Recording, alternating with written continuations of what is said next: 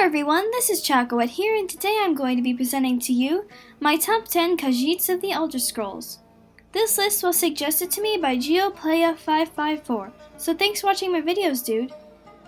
In this list I have included characters that show the Khajiit attitude of taking their lives into their own hands. Up at number 10 I have chosen Billina. She is a slave at the Ebony Mine in Caldera. She is greatly respected as the leader of the other slaves and is able to obtain much information through her stealthiness and intelligence. She can help one uncover the corruption of House Lalu involving the mine, and if freed will lead a revolt with the other slaves against the owners. 9. Jobasha. He is the proprietor of Jobasha's rare books in the foreign quarter in Vivek City. He is stocked with many books and has a plant named Charles who produces meteor slime. He also works closely with Ilmeni Drem of House Lalu as an abolitionist for the Twin Lamps and has many ties within the guilds and the great houses. 8. Dugosta. He was a talented pugilist and a loyal member of the Black Hand in Cyrodiil.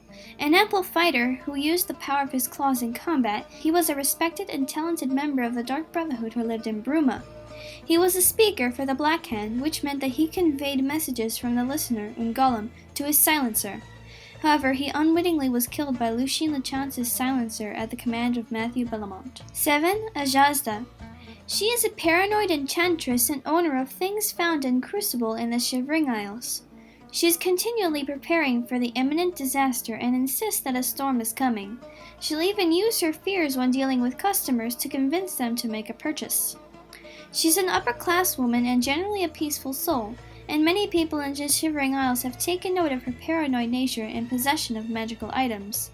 If one offers to help her collect items for the disaster, she requests the Amulet of Disintegration, the Ring of Desiccation, and the Calming Pants, all of which she is incredibly grateful for. 6. Scribble. She is a monk and doyen for the Cyrodiil Thieves Guild who operates out of Breville.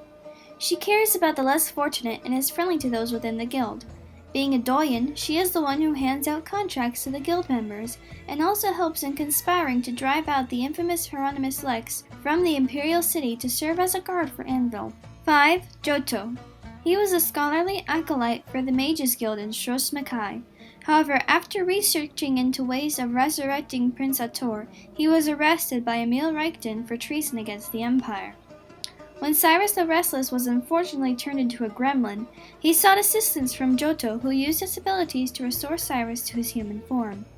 He also gave Cyrus crucial information about the Empire and the Restless League before being shot and killed by the assassin Drem. 4. Sugarlips Habasi.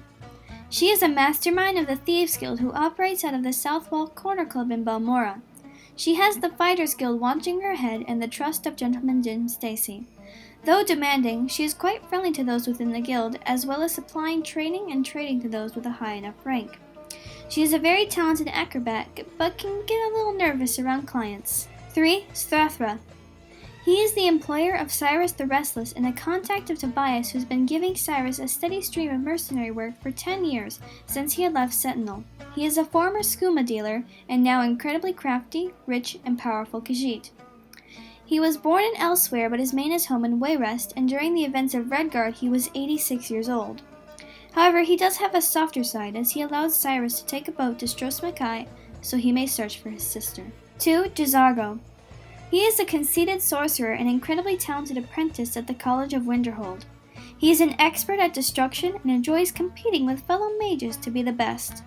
Though he is not above asking for help, and the Dragonborn can help him test out scrolls, which will then have him be willing to go on adventures with him. He has got a sassy attitude and is not exactly a team player, but his enthusiasm often brings out a playful side when talking with his fellow apprentices. And for number 1, I have chosen Myek the Liar. Definitely a whimsical figure, he claims that his father and his father before them were called Myek, so this suggests that our friend comes from a long line of traveling Khajiit. His first appearance was in Morrowind, where he assisted the Nerevarine in directing them to Boethiah's shrine.